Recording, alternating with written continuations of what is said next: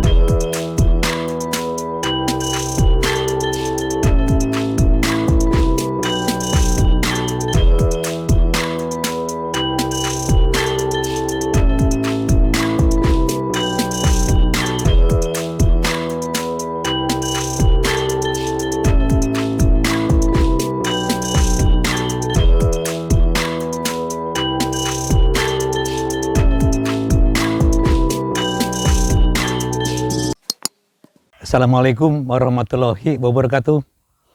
Para sahabat Danis Baik, selamat pagi, salam sejahtera dan bahagia yang tentunya untuk kita semua.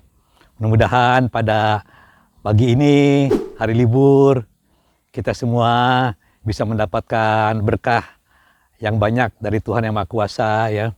Dan kita bisa berkumpul bersama dengan keluarga sehingga kita merasakanlah ya nikmat-nikmat yang banyak dari Tuhan semesta alam.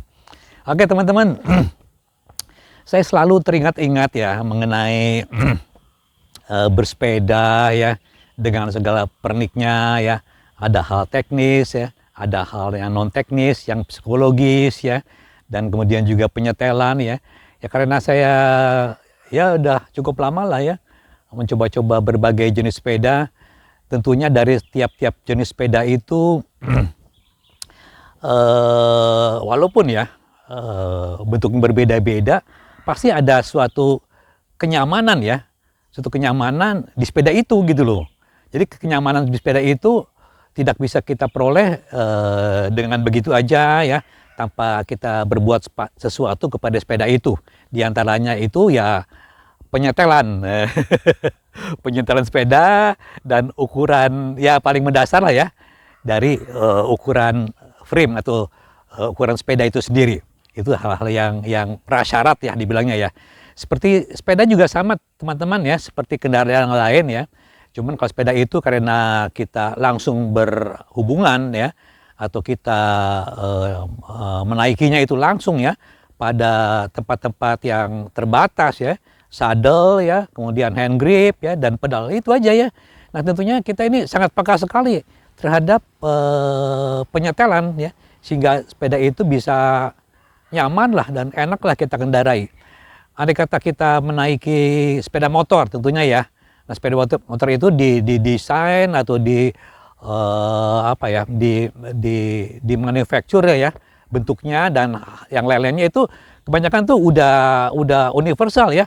Dari berbagai tinggi badan udah disesuaikan, diambil dari suatu kondisi optimal dia, dimana pada saat mengendarai ya dengan orang-orang dengan tinggi 160 ke bawah dan 160 ke atas itu udah bisa lah mengendarainya dengan nyaman. Itu untuk ke sepeda motor. Tapi untuk mobil ya sebagai contoh ya, mobil juga ada penyetelannya teman-teman. Penyetelan di posisi pengemudi, di jok ya, atau penumpang ya. Kita joknya itu bisa dimaju mundurkan ya, dinaik turunkan ya permukaannya, dan ada sudut ya, sudut daripada senderan punggung recyclingnya ya, ada bisa dinaik turunkan, di maju mundurkan posisinya. Nah untuk sepeda ini kita harus betul-betul ya, betul-betul memahami semuanya ya, dari mulai frame-nya ya, ukurannya, dan terlebih-lebih penyetelannya teman-teman. Nah ini ya, jadi pada kali ini ya saya akan beri judul suatu bahasan lah ya, bahasan ya yang mudah-mudahan ini berguna bagi teman semua. Karena saya harapkan bagi teman-teman yang memiliki sepeda apapun juga ya, jenisnya ya, itu pasti ada yang namanya titik optimal, bukan titik ya, suatu kondisi optimal ya dari sepeda itu yang membuat kita tuh nyaman bersepeda. Jadi andai kata teman-teman memiliki beberapa sepeda ya, mungkin 1-2 ya, atau itu harus kembali teman-teman dicoba-coba ya, di setel kembali, dilihat-lihat komponen dan lain-lain, sehingga betul-betul sepeda itu memiliki suatu kondisi yang paling nyaman ya, yang paling enak dikendarai. Oke, pada kali ini judul bahasa Danispek adalah apa yang membuat sepeda enak dikendarai atau nyaman dikendarai. Nah inilah itu judul yang barangkali teman-teman ya kurang memperhatikan atau apalah ya, hanya menerima saja sepedanya dengan kondisi yang apa adanya, padahal itu sepeda belum disetel dengan baik ya, dan kondisi-kondisinya juga belum diperhatikan dengan secara menyeluruh ya, secara menyeluruh, sehingga itu memang harus kita perhatikan. Karena sepeda ini terus terang ya, itu suatu kendaraan yang erat sekali ya dengan tubuh kita ya. Jadi sepeda itu harus menyesuaikan terhadap tubuh kita. Oke, sebenarnya ini saya bahas kembali, saya pelajari itu ada syarat dan prasyarat teman-teman ya, untuk membuat sepeda itu menjadi enak atau nyaman dikendarai. Nah, prasyaratnya itu adalah ya, kita itu ya ini harus ya memiliki sepeda yang sesuai dengan medannya gitu loh. Jadi jangan sembarangan menggunakan sepeda andai kata kita melintasi medan-medan yang tertentu lah. Jadi dipertanyakan kembali kepada teman, nih mau kemana gitu loh. Pakailah sepeda yang cocok dengan medannya. Saya kira mengenai medan jenis sepedanya teman-teman sudah tahu lah jenis sepeda apa aja yang cocok terhadap medan-medan yang akan dilaluinya. Nah, tadi prasyarat teman-teman ya, harus sesuai antara sepeda dengan jalan atau kondisi medannya. Nah, yang kedua ada syaratnya teman-teman. Nah, ini syaratnya tuh ada 7 nih. Ini sebenarnya ada 7 ya. Oke, ini saya ringkas dulu syaratnya. Yang pertama ya, sepeda itu, nah ini sepeda itu harus sesuai ya. Pada saat membeli itu ukurannya itu harus sesuai dengan tinggi badan kita itu ya. Jadi jangan sembarangan menginginkan sepeda, karena ukuran itu sangat menentukan sekali kenyamanan kita bersepeda. Jadi pada ukuran sepeda yang terlalu besar ya, ataupun ukuran sepeda yang terlalu kecil, itu akan susah menyetelnya atau bike fittingnya ya, bike fittingnya agar sepeda itu posisinya itu bisa menyesuaikan terhadap tubuh kita gitu loh. Jadi tidak mungkin sepeda yang terlalu kecil dan kita terlalu tinggi itu bisa disetel sesuai, tidak mungkin ya, kecuali yang agak sedikit lebih besar atau agak sedikit lebih kecil ya, itu bisalah disetel. Oke, itu pertama ya, ukuran frame sepeda. Nah, barangkali kalau ukuran frame sepeda dari sepeda lipat seperti ini teman-teman ya, itu tidak ada teman-teman. Dia akan menyesuaikan sendiri jarak ya, jarak reach-nya ini pada saat dia ditinggikan, dia akan ada sudut ya, dia akan menyesuaikan sendiri. Begitu juga ini ada sudut. Jadi pada saat dia ditinggikan, dia akan lebih melebar ininya, lebih panjang. Oke, jadi yang pertama ukuran sepeda. Yang kedua, nah ini sepeda itu harus dilakukan penyetelan ya, bike fitting. Nah, dengan penyetelan ini akan diperoleh suatu kenyamanan sepeda yang optimal. Oke.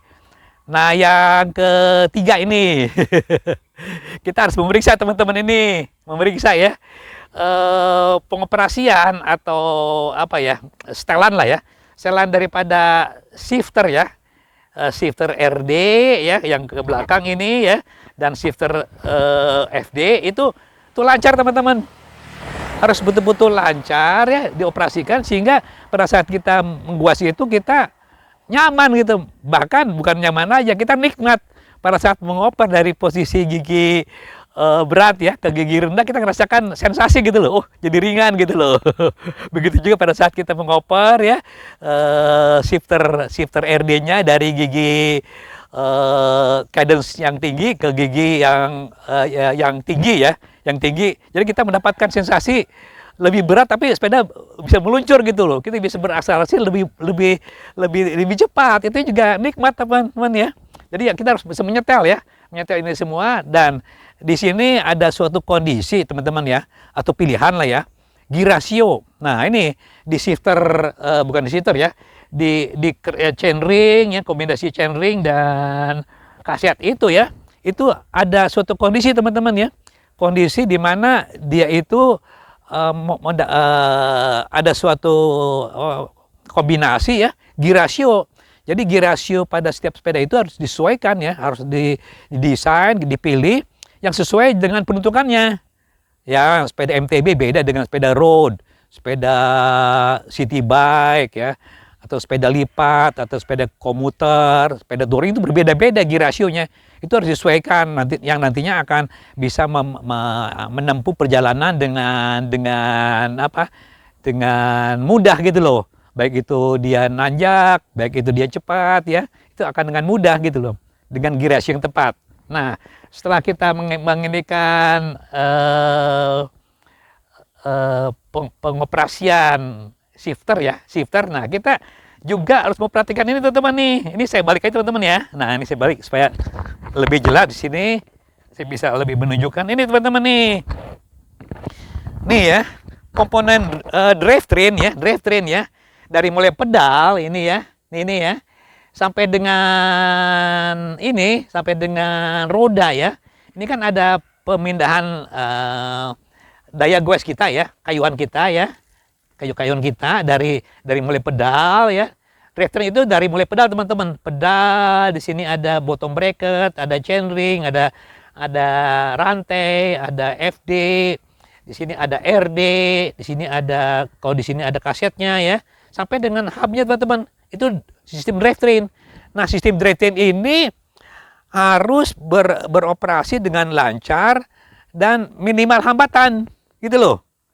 Jadi minimal hambatan, jadi jangan sampai terganggu ini. Oke. Nah, oke, 2 ya. Terus yang kemudian yang ketiga, yang keempat nih. Nah, ini 4 tekanan ban teman-teman nih. Tekanan ban juga harus sesuai dengan standarnya sehingga rolling resisten itu jadi lebih lebih minimal dan peredaman ban juga baik gitu. Jadi ban tidak terlalu keras, cuman juga tidak terlalu menghambat ya terhadap hambatan rolling yang ada di ban itu sendiri. Oke, tekanan ban udah ya. Nah, yang ini, yang keenam teman-teman ini, yang keenam itu bentuk ya. Nah ini bentuk daripada hand grip ini dan saddle. Ini harus ergonomis ya, bentukin saddle ya. Oke, terus yang terakhir ya, yang ketujuh, berat sepeda teman-teman. Berat sepeda itu ya suatu keadaan di mana kita tidak bisa memungkiri ya, makin mahal sepeda itu bobotnya atau beratnya itu makin ringan. Jadi kita dapat keuntungan lah dari itu semua. Oke, 7 teman-teman ya. Oke, ini saya jelaskan satu persatu teman-teman ya, supaya teman-teman bisa memahami dan mendapatkan suatu tujuan bahwa apa-apa yang membuat sepeda itu jadi ringan digoes. Oke, prasyaratnya teman-teman tadi ya. Prasyaratnya kita udah tahu ya. Sepeda itu penggunaan itu harus sesuai dengan jalan ya dan kondisi medannya. Oke, itu jadi kita bisa nyaman atau enak mengendarinya. Nah, syarat yang pertama itu tadi ya. Syarat pertama itu kita ya harus memiliki sepeda ya yang ukurannya itu sesuai ya, dengan tinggi badan kita.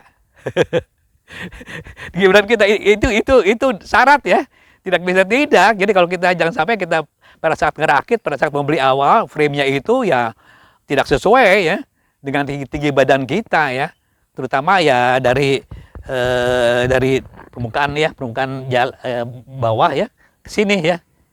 Ini insim ya, dan tinggi badan kita ya yang menentukan penyetelan. Nah, yang kedua teman-teman ya, yang kedua adalah bike fitting atau apa ya, bukan penyetelan, pengepasan sepeda. Nah, pengepasan sepeda sebenarnya sederhana teman-teman ya. Itu hanya ada oke, ini mungkin contohnya kurang lengkap, ini aja teman-teman ya. Ini yang lengkap ini contohnya. Nah ya, ini mengenai bike fitting teman-teman ya. Bike fitting itu sebenarnya sederhana teman-teman ya. Kita menentukan ya ketinggian ini, ketinggian anti permukaan sadel dengan poros dari ini bottom bracket di sini, poros daripada crank. Itu ketinggian ini ya. Ketinggian ini. Ya kalau mau cara paling sederhana ya kita saya peragakan sedikit ya gini teman-teman ya. Kita bisa gini aja, sebenarnya paling sederhana ya. Ini ketiak ke sini, ini ke sini. Ini buku daripada jari tengah ini pas di sini teman. Nah itu aja sederhana ya. Ini ketinggian ini sebetulnya. Nah kemudian jarak antara ujung ya, ujung sadel ke ini ke poros stang. Ini juga gampang teman-teman nih. Ini itu aja ya. Sikut ini ya dari sini ke sini ya. Tentunya ini yang normal teman-teman, bukan yang buntung teman-teman ya. Yang normal ya. Sikut ini ke ini. Ujung ini menyentuh dari ini teman-teman tuh. Dari poros stang ini ke sini. Ini cukup segini. Ini udah cocok. Dengan cara penyetelan ini jadi nyaman teman-teman ya. Kita bisa nyaman mengendari sepeda. Oke, bike fitting itu ya. Nah, kemudian yang ketiga ya itulah. Jadi jarak positif atau negatif antara permukaan sadel ya dan hand grip. Andai kata mau lebih agresif ya, posisi hand grip ini harus di bawah teman-teman ya, di bawah permukaan sadel ya. Dengan ini. Jadi ini di bawah permukaan sadel. Kalau standar ya sama teman-teman ya, antara ini permukaan sadel dan hand grip. Kalau lebih nyaman ya, itu positif teman-teman ya. Hand grip ini di atas permukaan sadel secara horizontal ya. Jadi ada jarak sini ya. Seperti itulah ya. Itu aja bike fitting sebenarnya. Yang lain-lain saya kira ya utamanya itulah. Mungkin ada penyetelan yang lebih akurat ya dengan komputerasi ya silakan aja. Tapi yang mudahnya seperti itulah. Inilah yang menentukan kenyamanan kita bersepeda dengan bike fitting. Nah, yang ketiga teman-teman ini pengoperasian shifter FD. Ini FD teman-teman ya.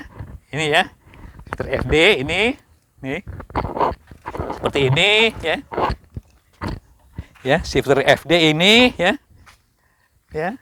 Dan RD ini. FD ini dan RD ini di sini. Inilah. Itu harus bagus dan smooth gitu loh. Smooth artinya kita setiap pemindahan itu proses pemindahan rantai itu lancar teman-teman ya, tidak terganggu dan lancar. Jadi kita nyaman mengemudikannya itu memang menjadi nyaman ya.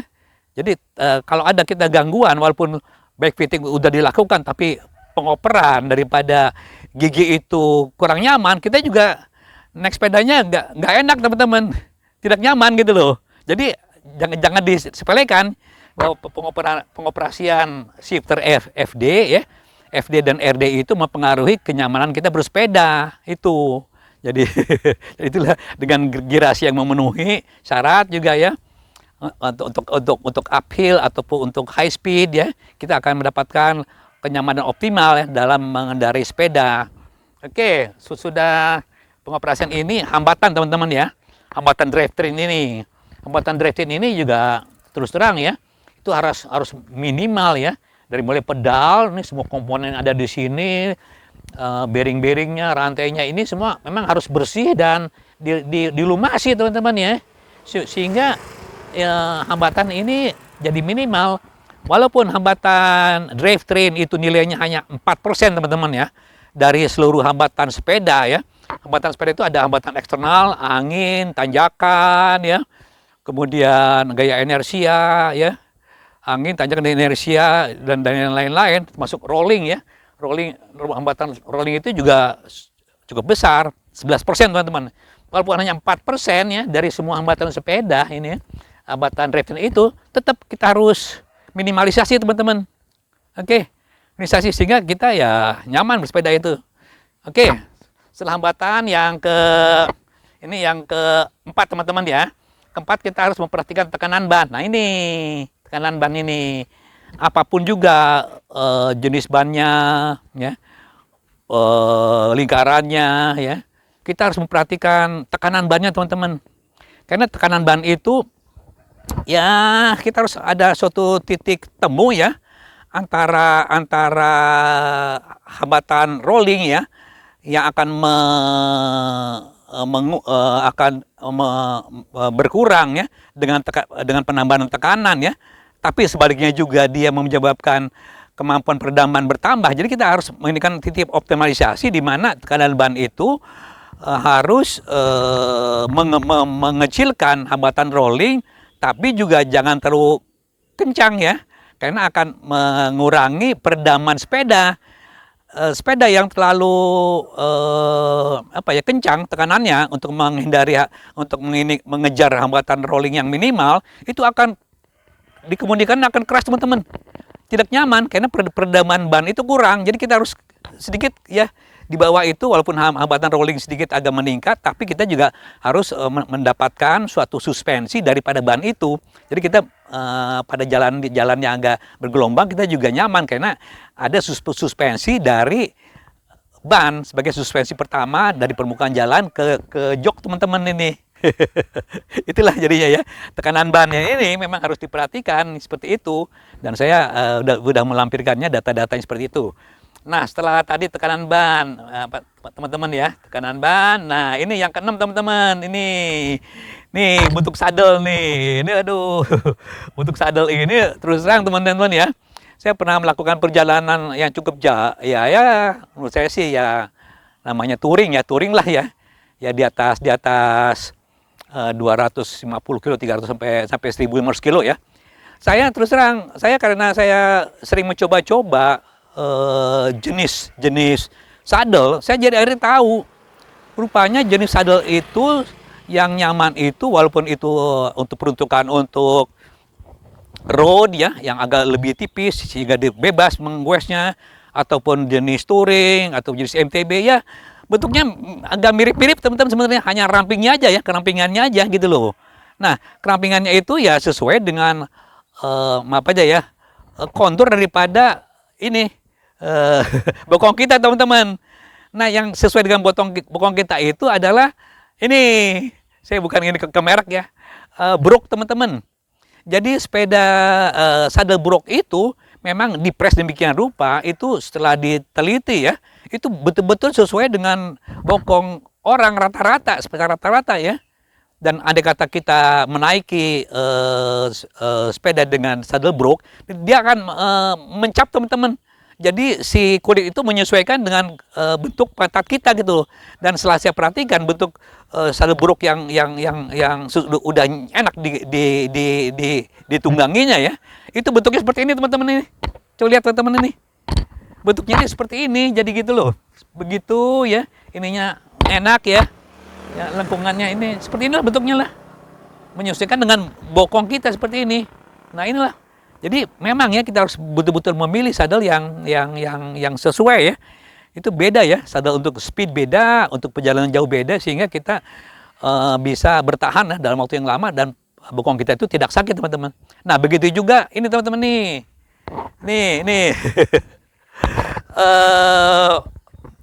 hand grip atau pegangan stang ini. Pegangan stang yang bulat itu terus terang teman-teman ya, itu agak kurang nyaman gitu. Untuk waktu perjalanan yang jauh tentunya itu lebih banyak nanti kesemutan teman-teman, karena ini tidak menyesuaikan terhadap bentuk tapak tangan kita ini. Tapak tangan kita itu cenderung ya harus lebih lebar ya, di supportnya, ditunjangnya oleh hand grip. Nah yang bagus bentuknya itu ya ini teman-teman ya, yang gepeng nih seperti ini. Apalagi yang ada tanduknya, ini kita bisa berubah posisi ya. Pada saat kita udah ada gejala kesemutan, kita bisa merubah posisi ke sini sehingga bersepeda itu menjadi nyaman gitu loh. Jadi kita tidak mudah kesemutan. Memang ada cenderung kesemutan, tapi tidak mudah kesemutan teman-teman. Nah dengan kondisi seperti itulah kita akan ya memperoleh suatu totalitas ya, semua bagian daripada sepeda, komponen sepeda yang bersentuhan dengan tubuh kita ya, saddle ya, ini ya, tangan itu ya, betul-betul ya menunjang secara optimal ini kita. Demikian juga pedalnya ya, pedalnya juga harus jangan mudah slip ya, ini ya, dan cukup lebar untuk dipijak seperti ini. Itu juga menentukan teman-teman. Itu hanya ada 3 ya, saddle, hand grip, dan pedal. Nah itulah, selain tadi ketinggiannya dengan bike fitting ya, bentuknya juga harus diperhatikan. Oke, nah yang sekarang yang tadi teman-teman ya, itu yang ke-6. Sekarang yang ke-7 teman-teman. Yang ke-7 itu berat sepeda. Nah inilah, dari awalnya juga memang kita harus menentukan ya, berdasarkan anggaran. Tapi rata-rata sekarang lah ya, sepeda itu udah banyak yang ringan teman-teman, karena teknologi dan persaingan di antara industri sepeda yang banyak di Indonesia. Ya sepeda yang ringan itu ya sepeda yang terus terang ya, yang cenderung harganya yang mahal teman-teman, makin meningkat. Dari unsur materialnya, yang materialnya cukup ringan ya itu tadi aluminium teman-teman ya, aluminium alloy ya, bukan aluminium murni ya. Kalau aluminium murni itu ya lebih lunak, tapi aluminium alloy itu udah dicampur dengan logam-logam lain yang ini magnesium ya, ada silikanya, ada mangannya ya, ada unsur-unsur penguat lainnya ya, ada unsur tembaganya, kuprum ya, sehingga itu terpadu. Jadi kalau kita bilang aluminium alloy itu ada serialnya, ada serial 600 berapa, nah angka di belakang itu yang menentukan tingkat grading yang lebih tinggi. Nah ada yang serial 7 yang lebih tinggi lagi. Angka di belakang juga itu menentukan komposisi dan kualitas lah ya. Makin banyak angkanya di belakang serial itu makin bagus biasanya. Sehingga dengan aluminium yang kualitas lebih bagus, frame-nya juga bisa dibikin lebih tipis. Ya ada single butted, ada double butted, ada triple butted, itu jadi berbeda-beda teman-teman antara di tengah dengan di sini. Kalau single butted itu sama teman-teman ya. Kalau double butted di sini sama di sininya berbeda. Ke triple butted ya di pinggir-pinggir di sininya beda ketebalannya, itu makanya itu mahal. Ada frame titanium ya, ada frame kromoli lah ya untuk sepeda-sepeda touring dan lain-lain. Itu juga sekarang bisa makin tipis sehingga sepeda itu makin ringan. Nah yang bikin ringan selain frame itu ya komponen juga. Rata-rata komponen yang mahal ya tentunya ya bobotnya juga makin ringan ya. Bukan hanya aluminium aja, dia diinikan dengan logam-logam yang mahal, magnesium dan ya logam-logam yang ringan dan mahal. Rata-rata ya cenderung ke logam dari komponen pesawat teman-teman. Pesawat itu tidak setiap komponen itu diperhitungkan tuh harus ringan teman-teman. Nah itulah mereka tuh ngambil dari scrap pesawat dan dibikinlah ya di Taiwan ya. Dicor kembali pipingnya dan lain-lain itu untuk ban sepeda teman-teman, sehingga sepeda Taiwan itu ya terkenal walaupun harganya murah kualitasnya bagus teman-teman. Oke teman-teman, itu ada 7 unsur ya tadi yang para syarat itu mengenai sepeda cocok dengan medannya. Yang syarat itu ya tadi ya, saya ulangi lagi, syarat itu ya pertama ukuran frame, kemudian bike fitting, kemudian kelancaran operasi shifter RDNFD dan gear ratio. Keempat, hambatan dari drivetrain ya. Kelima, tekanan ban sesuai. Keenam, kontur permukaan, bentuk permukaan saddle. Dan ketujuh, bobot sepeda. Oke teman-teman, saya mengharapkan teman-teman bisa menikmati bersepeda ya, yang membuat sepeda itu menjadi pengalaman ya yang enak dan menyenangkan ya. Jangan lupakan syarat-syarat yang tadi, karena kita lupa bahwa sepeda yang kita biasa seolah-olah ya itu sudah enak, padahal ya kalau kita coba-coba lagi menyetel dan menyetelnya lagi, memperhatikan lagi, bisa lebih enak teman-teman dikendarai. Nah sebagai perbandingan, ada kata teman-teman memiliki sepeda yang banyak, nah itu bisa dikomparasi ya, perbandingan setel sedemikian rupa, diperbaiki drivetrainnya, bukan diperbaiki ya, dirawat drivetrainnya sehingga hambatan minimal, tekanan bannya juga diperhatikan, kita akan nyaman ya, enak sekali bersepeda itu terus terang aja ya. Apapun jenis sepedanya, kita mendapatkan suatu kondisi optimal ya, di mana sepeda itu menjadi nyaman dikendarai. Oke teman-teman, Makasih banyak dari Danis Bike. Saya harapkan teman-teman bisa berbahagia dan sehat dan bugar selalu dengan bersepeda. Dari Danis Bike saya ucapkan terima kasih banyak. Assalamualaikum warahmatullahi wabarakatuh.